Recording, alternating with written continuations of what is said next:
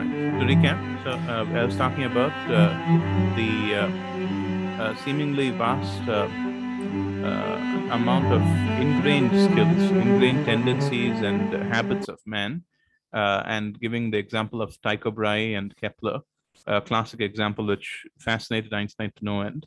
And in the broader context, we're talking about data and the role it plays in human thought and science. So, yeah, why don't you go ahead now? So, a lot of people would explain this by, the coincidence of Tycho Brahe's, you could say, sample. I would say data. What's the word? Data creation. You could say, yeah. Take Tycho Brahe's data creation and Kepler's formulation of theories from that data. A lot of people would ascribe some amount of chance to that, in the sense they thought about something and they applied it and it worked, right? But we tend to try to dwell a little bit more into it by not considering it a chance, by thinking that by ascribing some amount of intuition to it, some amount of now the thing about this is, the connection between human, you could say, the fact that Kepler used ellipses, which were very, which was something only mathematicians, you could say, preoccupied with, which this theme has been quite popular in human history, where, even before this, the theories were basically, what was the theory? What was the cosmological theory? The theory was that everything revolved around the Earth. The Earth was basically the center of the universe, right? So we have always applied things that were generally ideas that stemmed from things that were important to us, okay, based on our own importance to, you could say, science, in a lot of ways, right? Things like, what's that called? Like you said, the fact that Kepler, used ellipses, he moved from, you could say, circles to ellipses, or the fact that who came up with the epicycles, etc. Yeah, it was Ptolemy. Ptolemy, yeah. So Ptolemy came up with the idea of epicycles with the Earth, I think, being in the center of it all. Yeah. So there is a certain level of human, you could say, helpful bias, I would say. Bias that actually helped us in some way, and we use our own ideas too.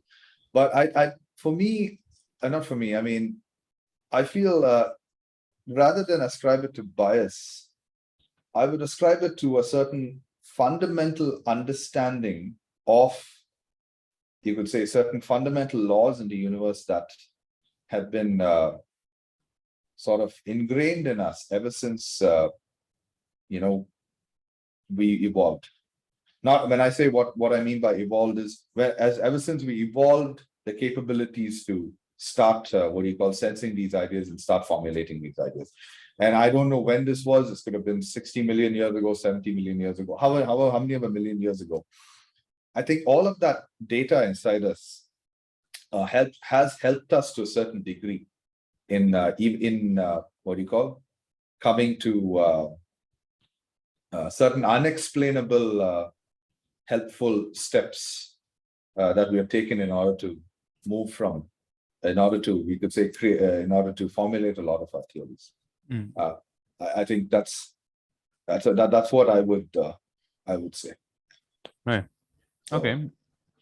Yeah. So actually, was it able to understand? Were you able to? Yeah. Is that clear to you? Yeah. I followed it very carefully. So now there's a repeating theme in what you were saying. So one thing is, of course, the idea that a lot of these tendencies, including what you say, mysteries of the human mind, which you associate with Freud and Jung's studies of the unconscious, a lot of these you've identified as you've attributed to data stored in us, from millions of years of evolution. So this is again an interesting. Yeah. So this is an interesting thing, because now the evolution, this particular argument There are a couple of things you can say about it. Of course, like you yourself said, you don't know. There's so many mysteries when you begin to talk about evolution, and there's just hardly anything to go on in geology in the context of the concrete modeling of evolution as it unfolded. But putting all of those aside for a moment, in the first place, this seems to me to give a false impression of the mind being molded by the environment to a large degree, because the idea is that all that we are, all of our tendencies, human tendencies, are the result of billions of years of evolution, of billions of years of being molded by the external environment. But even if that were true, in the first place, this is just the first thought I have about this. In the first place, every new child that is born, regardless of the way in which he or she acquired those tendencies, it's a pretty rich set of tendencies and habits and ideas and feelings and aspirations that the child is born with, regardless of whether that is the result of billions of years of evolution. So even if a billion years ago, a human being was born with exactly the same tendencies, at least this much could be said about his or her life, that the mind basically is its own thing. That person's mind is its own thing and has a very, very, very complex set of properties. And when you place it in an external environment, place it in a certain situation, and the way in which it reacts is only partly determined by that external environment. It's determined by a lot of extremely complex inner mechanisms. And regardless of whether this was the result of billions of years of evolution, because the child who's being placed in an environment doesn't know about anything about his or her ancestors, doesn't really care about that. The knowledge that the child has does, however, include a lot of basic. Okay, I mean, if I have to be concrete about this, I mean, if you walk up to the cradle of a child that's been born 2 days ago or so, if it's calm, you can put your finger in front of its face and it will probably look at it, it'll probably follow it. Now, it's not been trained to do this. It's not been trained by feeding it millions of pictures of a finger, a human hand, or anything to that effect. That's just its natural and instinct that exists inside of it. So that was the false impression I was talking about. That's only because I read it elsewhere too, and this occurred to me. And of course, I read exactly what I just said following that particular argument. The other thing about evolution, the other thing is, again, the association of these tendencies, these instincts, basically, with the influence of billions of years of exposure to the world. Again, I don't think it can account for all of those instincts, because if you take an extremely simple physical system, like just take a golf ball or something to that effect. Now, the golf ball, it can be molded by the external environment. If you take a drill, you can drill a hole into it, and you can exert all kinds of pressures upon it, and the result would be, it can get deformed, it can get flattened, and all of that. However, its reaction to those external pressures, those external influences, is already ingrained in it. You take because if you exert a force upon it of a certain magnitude in a certain direction, it reacts according to the Newtonian law, Newton's second law of motion. It accelerates in proportion to that force, and actually, even though the law is very simple, actually predicting its motion after that involves a complex mathematical computation. So this particular capacity, is already ingrained in this simple physical system. The way in which it reacts to the environment it's not been taught to do that. It's not the result of external molding. So I feel like, given that, the mind is a physical system, it wouldn't be just the external molding. That is a component that is ingrained, part of the instinct, a major part or minor part, that is up to us to decide, or up to maybe science to determine whether it's a major or minor part of the mind, which a major or minor part of the instinct, which is determined purely by these ingrained qualities, by the properties of the physical systems that make it up. That's not been taught to it. It's not been trained to react in a certain way. That's what I'm talking about. Like the child following your finger in the cradle, right? And Yeah, I do. I'm sorry. Go ahead. no, Finish. that's what I'm saying. That's it. Yeah, so I do see. I do agree with the fact that there is something. I mean, obviously, the system itself has a certain property based on which what do you call that helps it. What do you call interact with, interact with the external world. In this case, when I say interact with the external, I mean absorb knowledge. That I mean, with respect to our examples, I understand that. So the example that you gave with regards to the golf ball, if let's say you apply force to the golf ball, then it'll do. I mean, basically, it'll move, right? So that is something that is actually, see, I would say that is inherent in the golf ball itself, but it's also a function of the external environment. So, like you mentioned, the child, if you move your finger up and down, how does the child understand without any images? Well, that is something, I mean, basic object detection is something animals learned, millions, 100 million years ago. Now, what is not to say that a certain aspect of that, all right, even though it's not large, can be passed down, all right, to us. After all, it is passed down. At the end of the day, if you look at the human system, or you could say, the human being, or a good system is something that, all right, if you look at, efficient systemization, and, efficient movement, efficient systemization is when you can take the system state that is helpful to that system, all right, and easily pass it down, all right, without making it too ingrained, all right, or too, important, or too, you could say, easily accessible, all right, in the next system. So, or not too easily accessible, but accessible only to that particular, only accessible only when required. So that fits into in the baby example, because you take a system like object detection, right, in the baby, and you pass it on to, obviously through a generation that's passed, and the baby has it, but the baby doesn't know. It can't directly, it's an instinct. It cannot, you could say, directly, or I should say, consciously interact with that system of object detection. Because if it can interact with that system, that's where there's, certain dangers arise, because it might suddenly change the system on a very fundamental level. So fundamentally, those things, okay, those basic, you could say, you can use the word models. Those basic models can be models of, a function. Function can be passed on, all right, without too much change and too much, interfaceability, meaning the person can't interface directly with that model. They can use it as an instinct, but they can't. So that is possible. It's not absolutely like a simple example. I was thinking about this. I think about maybe a few years ago. Why is it that all teeth, basically all animals, whether predators or herbivores, have sharp surfaces on them, whether it's tusks or teeth or etc. It's simply because of one physical law, the fact that more pressure, all right, is applied on a single point than on a large, surface, right? Basically, you might be able to explain it better. Essentially, when you, there's more pressure that is applied. If the surface area of the Contact. of the contact, is smaller.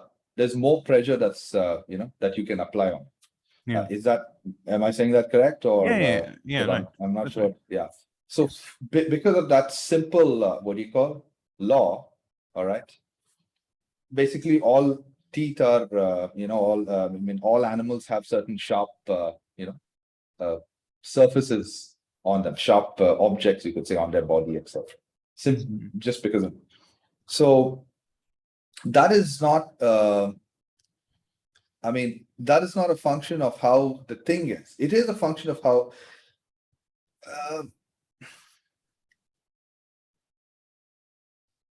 That is a function of both the thing and both the object and its environment. Because I mean, yes. Because let's take the idea of an animal, right? So why does an animal have sharp tusks, right? In order to protect itself, etc. Right? Now, why does it need to protect itself? Well, it needs to protect itself because it can easily get injured. Why can it get easily injured? Because, well, its body is a bit, say Gotcha. delicate with respect to those things. Mhm. So that you could say is a function of the object itself, but then you can't say that it's something that that exists outside is something that is very inherent in the object. You could say it's a problem with the system, and it's a problem with the object and its relationship to an external system. External, what do you call it? External, yeah, or object and the external world. It's not purely the object itself. It's also its relation. So that's what I'm talking about when I say what do you call all knowledge is. I mean, when I say all knowledge is empirical in the sense that there is still something coming from outside. That is what do you call as all coming, not coming from outside, but that has come from outside, whether a million years ago, etc. Mm. Right. You get what I'm? Yeah. Yeah, definitely. Right. Okay. I know. Just one more thing I'd like to ask you. I mean, like I said, 4 questions. Just one more thing, and if you can answer as briefly or as in as much in detail as you'd like. And that is the final thing, which was uh, Knuth. Basically, he laid out this question, and there's an implicit challenge in it for all of us, essentially, and that was he said something to the effect that science is everything you can explain to a computer, right? This speaks to what we were calling earlier problems, the classification of problems and mysteries. Everything you can explain to a computer, and uh, the second part of the quote was something like, art is everything else. And he followed this up by proposing that we constantly bring the latter into the former. We have to keep aspiring to bring, take whatever part of art is expressible as something systematic, and convert it into a science. And in that way, we enrich the art, we enrich the science. What do you think of that particular idea, especially the part I've not written, what I just said? Well, yeah. So the thing about art, see, art is again in relation to the observer, right? So it means something only to the observer. Now, the observer can be anything. It can be an animal, it can be a human being, etc. But it's in relation to. Of course, in an animal, we don't consider it art, but that's a different debate, etc. Now, why do we say? I mean, why do we essentially care about art? Because it creates a certain feeling in us when we look at a good work of art. A good work of art, of course, is subjective. It creates a certain. Now, we can't always explain this feeling, right? So there's a connection there that we can't explain. So that's where the absence of science comes from, right? When you look at a painting and it creates a feeling inside you. Of course, you can form all sorts of theories about it, but at the end of the day, directly you feel something, all right, that you can't explain. You can't really explain. It's a feeling, right? When you look at that. And that again goes down to intuition. All right. Intuition is again something, a point of knowledge that cannot be explained. You just get an idea that this is how things can be, and then you follow it up by applying it.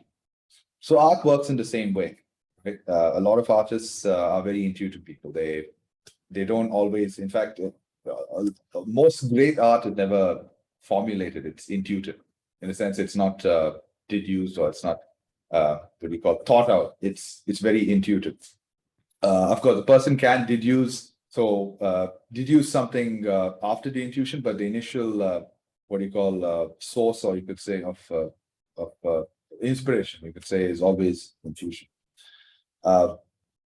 So at the end of the day, we are moving towards moving from that aspect of what do you call being able to just obtain intuition from a place, from a what do you call a source, and convert that into a certain into a source that can be, you could say, reproducible.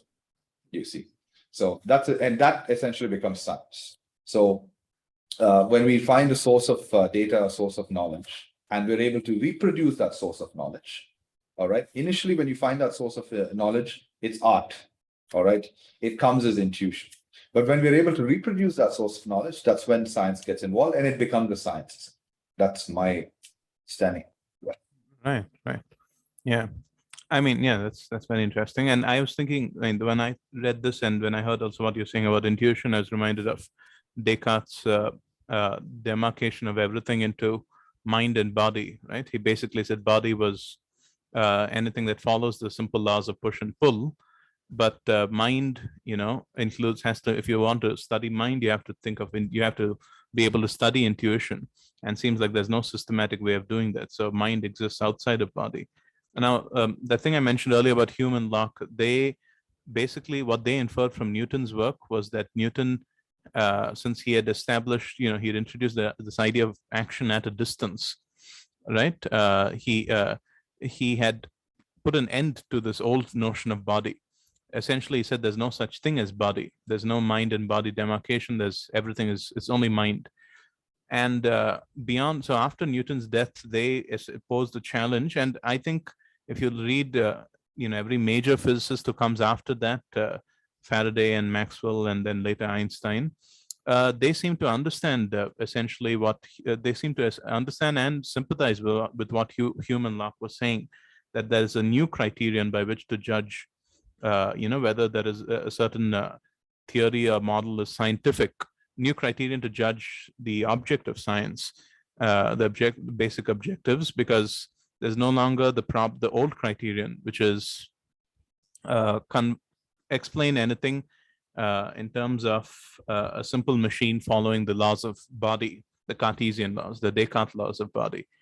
And from and that's a very interesting thing. People, and what I've noticed is this is something only physicists seem to really understand. If you I not really understand, seem to agree upon. If you look at biologists, like just recently I was reading Eccles, and he talks a lot about Popper, and he continues to push the Cartesian demarcation, body and mind, without really realizing that the notion of body just cannot be systematically delimited anymore. Not since Newton seemed to, ostensibly demolish it and replace it by purely just the mind. So just to close this out, I mean, just in a short thing, what do you think of this? I mean, first of all, I've associated what you said about intuition with Descartes' idea, body and mind, and then what became of that debate, at least in the realm of physics. It seems like it's not reached biology or similar sciences. It definitely hasn't reached engineering. But yeah, what do you think of it? Well,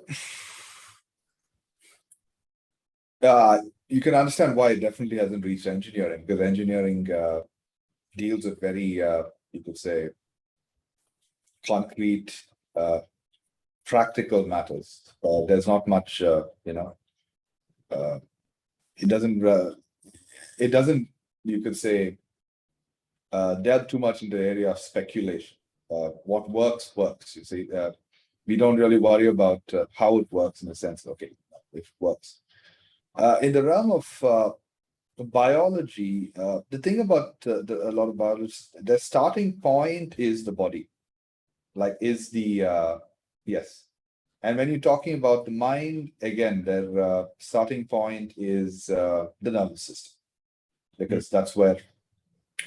So for them to conceptualize something that can exist, well, outside that, in a certain, what do you call, in a certain form, is difficult, because they deal with certain elements of matter almost.